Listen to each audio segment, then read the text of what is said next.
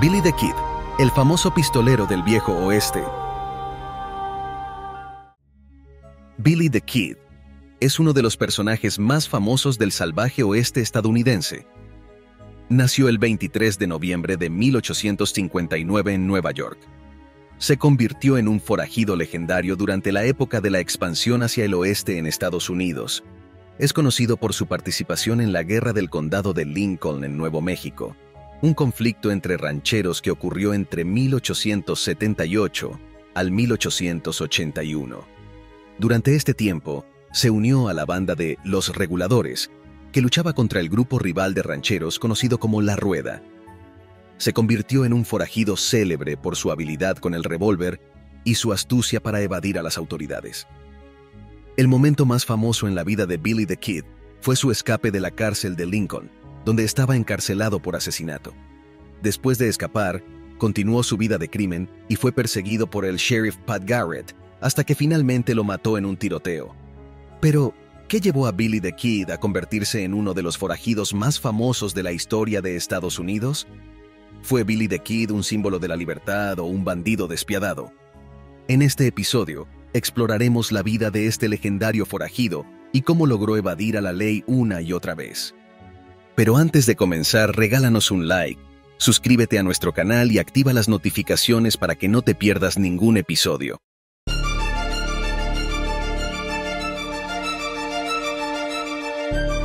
Secretos del pasado, la historia. Número 1. Su padre murió en un duelo.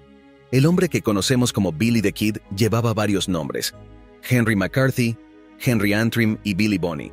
A pesar de su corta vida, no llegando a cumplir los 21 años, fue un joven en constante búsqueda de su identidad en un momento en que el suroeste de Estados Unidos aún se regía por el código de la frontera y donde la violencia era una presencia constante. A los 3 años, Henry McCarthy emprendió un viaje hacia el oeste, la tierra de las oportunidades, junto a su madre Catherine y su hermano.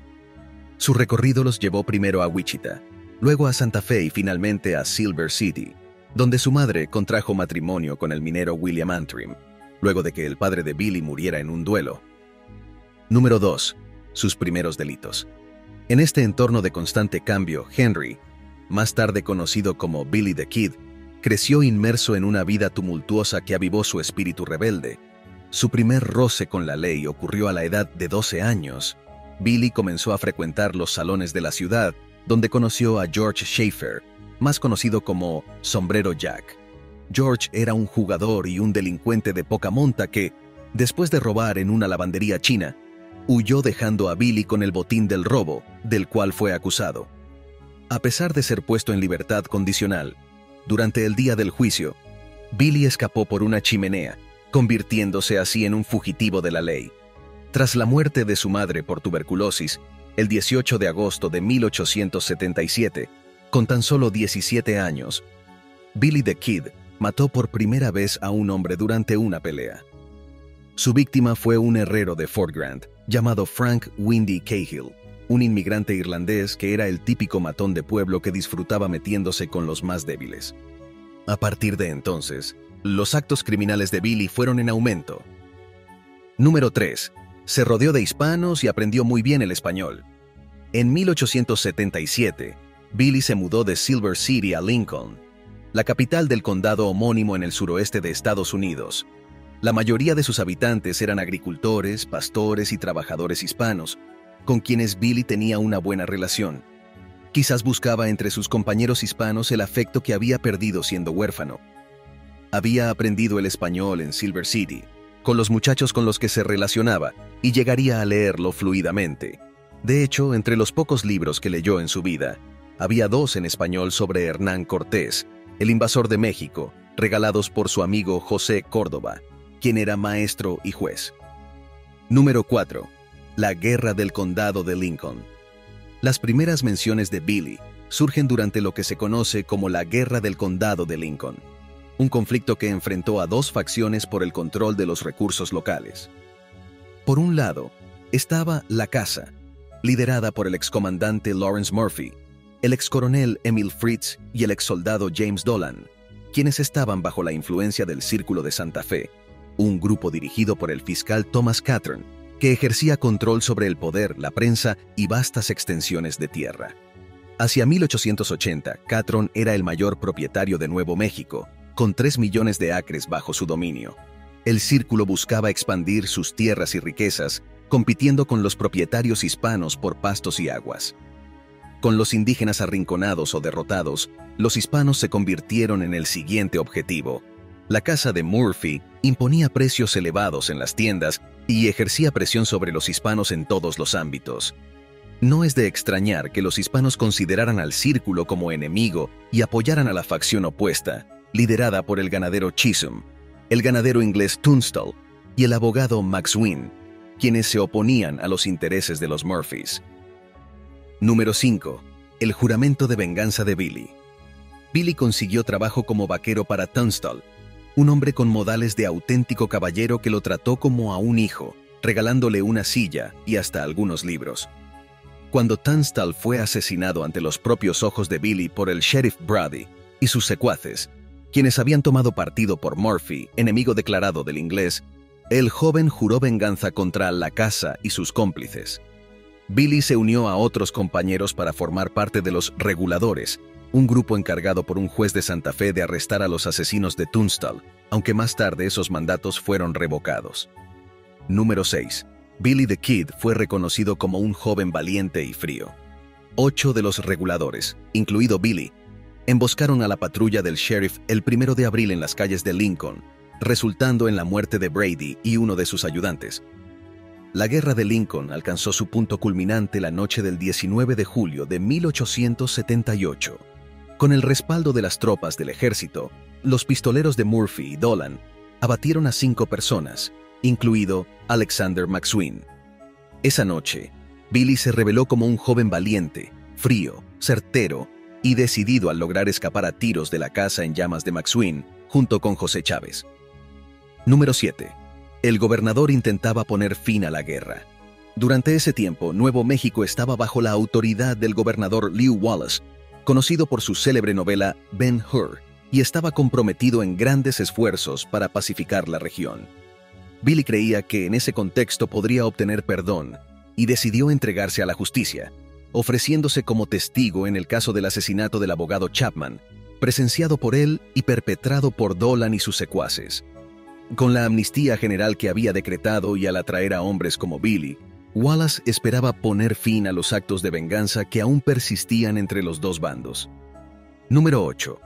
La comunidad hispana sentía mucho afecto por Billy. En la cárcel de Lincoln, Billy pasaba el tiempo jugando a las cartas con los vigilantes, mientras que por la ventana se escuchaban frecuentes serenatas que los hispanos le dedicaban. En esas noches musicales se podía sentir el calor y el afecto que la comunidad hispana mostraba hacia el Kid. El gobernador Wallace estaba perplejo ante la devoción que aquel joven desafiante e insolente despertaba. Algunos de los ciudadanos hispanos más respetados de Lincoln, como el capitán Saturnino Vaca, líder comunitario, el comerciante José Montaño y el juez de sucesiones Florencio González, valoraban al chavito y abogaban por su liberación. Número 9. Nuevamente se fugó de la cárcel. Cansado de esperar el perdón, un día Billy se fugó de la cárcel. Con sus amigos Tom Folliard, Charlie Baudry y José Chávez, comenzó una vida errante, pasando de las mesas de póker en los salones a los robos de ganado. En aquellos tiempos, un miembro ocasional de la banda de Billy era Pat Garrett, con quien jugaba al póker e incluso lo ayudaba en sus intentos de abrir una cantina en Fort Sumner. Billy era conocido por no conocer el miedo. A pesar de ser eternamente joven, hacía bromas, cantaba y silbaba. Era como una criatura ligera entre hombres rudos, incapaz de someterse a la seriedad de la vida, la cual muchas veces estaba marcada por el plomo. Número 10.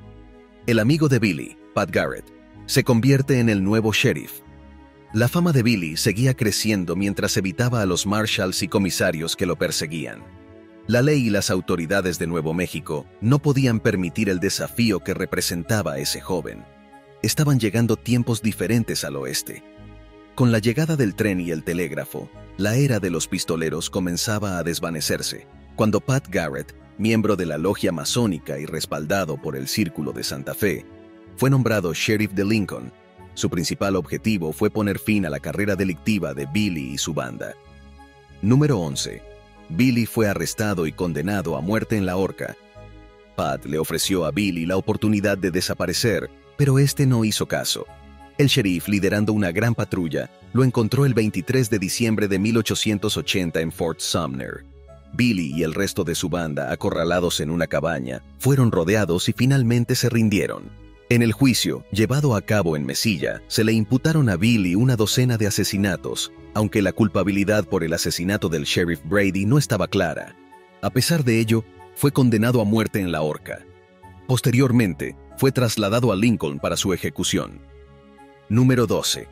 Billy aprovechó la oportunidad y se fugó nuevamente. Billy siempre fue hábil para aprovechar una oportunidad única.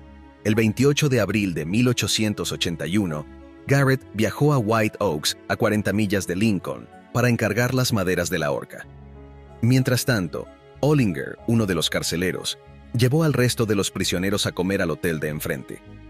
En ese momento, Billy, esposado y encadenado, pidió permiso a Bell, el otro carcelero, para ir al baño en el patio trasero.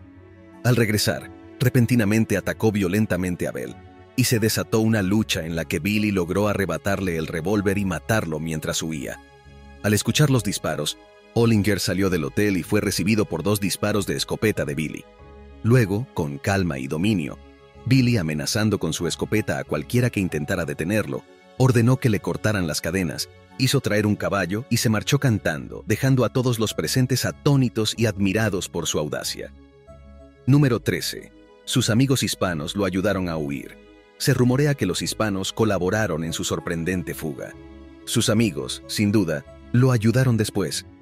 Billy hizo una parada en la casa de José Córdoba para librarse de los grilletes que aún llevaba en los tobillos. Luego se dirigió a la Sierra del Capitán, encontrando refugio en las tablas, en el rancho de Higinio Salazar, un antiguo compañero de guerra del tiempo de la Guerra del Condado. Aunque sus amigos le aconsejaban huir a México, él optó por seguir vagando por la zona.